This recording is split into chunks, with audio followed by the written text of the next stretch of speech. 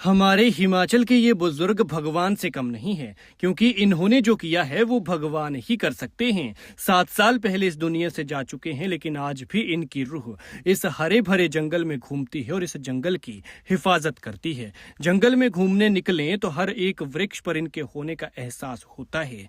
इन बुजुर्ग का किया अब सबके सामने आया है और जिसने भी सुना है वो हैरान है, क्योंकि अपने लिए तो सब करते हैं, लेकिन इन्होंने उसके लिए किया है जो खुद के लिए कुछ नहीं कर सकते और इस दुनिया में ना होकर भी आज ये जिंदा हैं।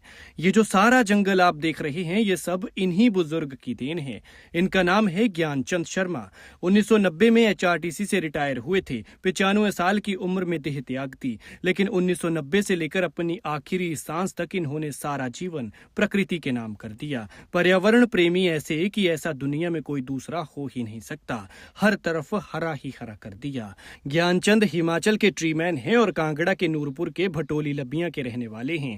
मौत के बाद भी हम इनके लिए हैं इसलिए यूज कर रहे हैं, क्योंकि लेजेंड कभी मरते नहीं और इन्होंने तो अपनी ना जाने कितनी निशानियां छोड़ी हैं जो इन्हें कभी मरने नहीं देंगी। ज्ञानचंद की ये अनकही दास्तान है और ये इतने बड़े पर्यावरण प्रेमी है कि इन्होंने अपना सारा जीवन पशु पक्षियों जानवरों के नाम कर दिया, इस जंगल के नाम कर दिया।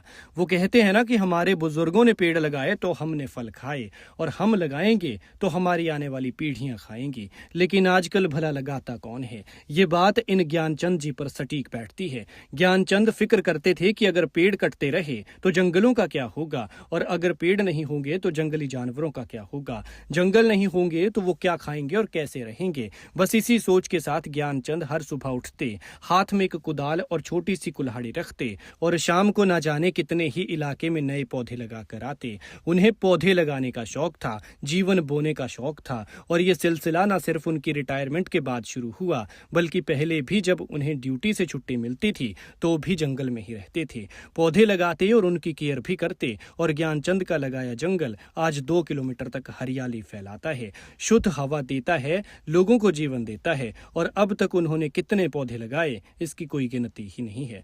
बड़ी बात यह है कि कोई भी पौधा ऐसा वैसा नहीं है, बल्कि या तो छायादार है या तो फलदार है। और इससे भी बड़ी बात यह है कि यहाँ भी कई लोग सोचते हैं कि दूसरों की जमीन में पौधा क्यों लगाना, उससे मुझे क्या फायदा। लेकिन ज्ञानचंद इससे बिल्कुल उलट सोचते थे। उन्हें तो बस पौधा लगाना था, और पौधा लगाने के लिए जमीन चाहिए थी। इसलिए इन्होंने न सिर्फ अपनी जमीन में हरियाली फैला दी, बल्कि सरकारी बंजर जमीन पर भी जीवन बो दिया। और आज ये जीवन न सिर्फ पूरे इलाके को शुद्ध हवा देता है, बल्कि जंगली जानवरों का पेट भरने के लिए जंगल में ही फल भी मिलते हैं। इससे ना तो वो घरों की तरफ आते हैं और ना ही फसलों को नुकसान पहुंचाते। ज्ञानचंद शर्मा की सोच बिल्कुल साफ थी कि अपने लिए तो हर कोई करता है, लेकिन पक्षियों, पशुओं और जानवरों के लिए बहुत कम लोग सोचते हैं। और उन बहुत कम में ज्ञानचंद शर्मा है, जो भगवान से कम नहीं है, क्योंकि दूसरे को जीवन देने वाला तो भगवान ही हो सकता है।